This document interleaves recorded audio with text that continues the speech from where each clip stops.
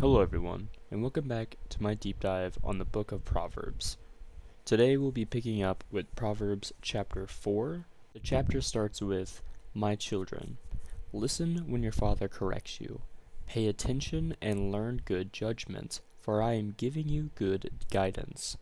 Don't turn away from my instructions, for I too was once my father's son, tenderly loved as my mother's only child. My father taught me, take my words to heart, follow my commands, and you will live. Get wisdom, develop good judgment. Don't forget my words, or turn away from them. Don't turn your back on wisdom, for she will protect you. Love her, and she will guard you. Getting wisdom is the wisest thing you can do. And whatever else you do, develop good judgment. If you prize wisdom, she will make you great. Embrace her, and she will honor you. She will place a lovely wreath around your head, and present you with a beautiful crown. My child, listen to me and do as I say, and you will have a long, good life. I will teach you wisdom's ways, and lead you in straight paths. When you walk, you won't be held back. When you run, you won't stumble. Take hold of my instructions. Don't let them go. Guard them, for they are the key to life. Don't do as the wicked do, and don't follow the path of evildoers. Don't even think about it. Don't go that way.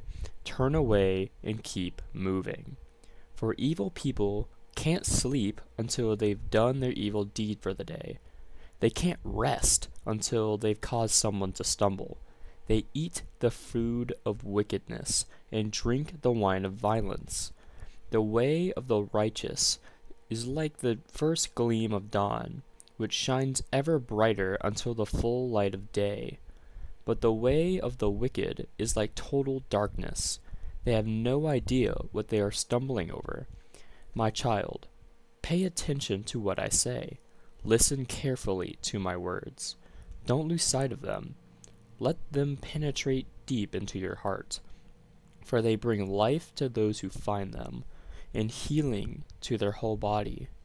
Guard your heart above all else, for it determines the course of your life. Avoid all perverse talk. Stay away from corrupt speech. Look straight ahead and fix your eyes on what lies before you. Mark out a straight path for your feet. Stay on that safe path. Don't get sidetracked. Keep your feet from following evil. Now that we've read the passage, let's digest this. It starts with, "My children, listen when your father corrects you. Pay attention and learn good judgment. I am giving you good guidance. Don't turn away from my instructions." And it's saying here, he's trying to warn us, pay attention to what he's saying, take in his words, and don't just oh, yeah, yeah, yeah. Truly listen and, take it in. And he's giving some personal advice here, Solomon. He was once his father's son. His mother loved him. He was like us at one point, trying to, learn and saying, you want to take the words to heart and follow his commands, and you will live. And then he continues us, telling us that we should gain wisdom and good judgment, and not to turn away from the words of the Bible or the teachings of your father. And he says, if we do so, and we get wisdom, she will guard us, she'll protect us, she'll make us smarter, she'll be very valuable, as we learned in Proverbs 3, 2, and 1, that, it's very profitable, it's very helpful, she'll protect us, she'll do all these things for us. And he literally says, getting wisdom is the wisest thing you can do. And he continues to emphasize how good judgment and wisdom and, following these teaches are. He said, she'll place a lovely wreath on your head to present you with a beautiful crown. Like, she will protect you. She's doing all these things, all these good things for you.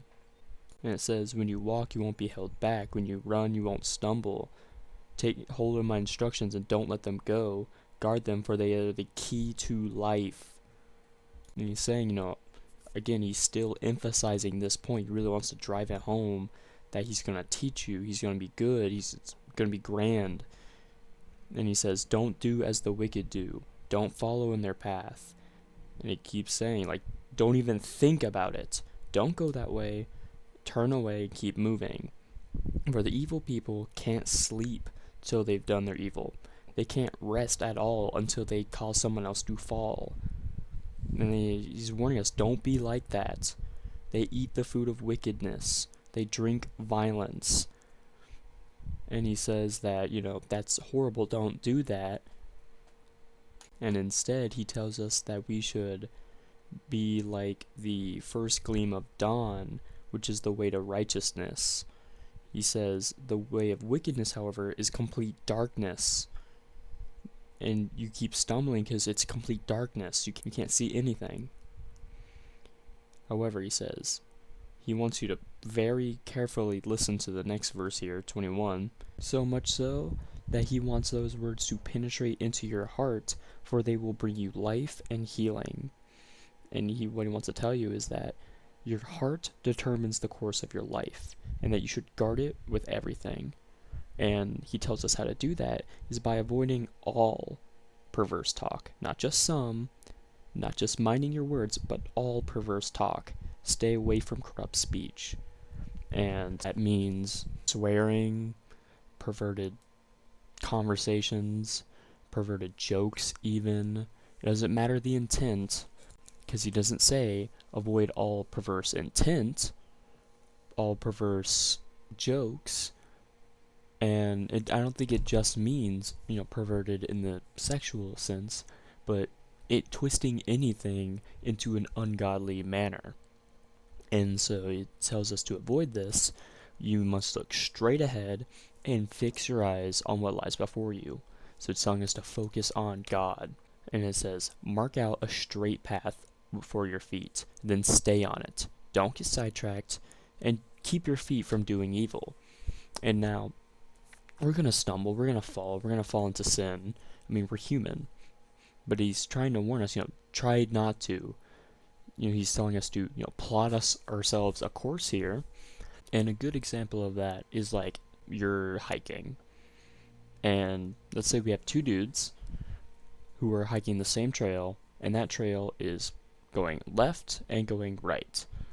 And the left trail has a bear, and the right trail has a lake. And, they're both hiking. And one of them, took out a map, he marked his course, the left is known for bear, there's a bear cave, the right has a lake, so I'm going to take a right. That's the safe path. The other guy, he didn't bring a map, he didn't mark his course, he's just walking, he's like, oh, there's a left and a right here, well, I'm going to go left.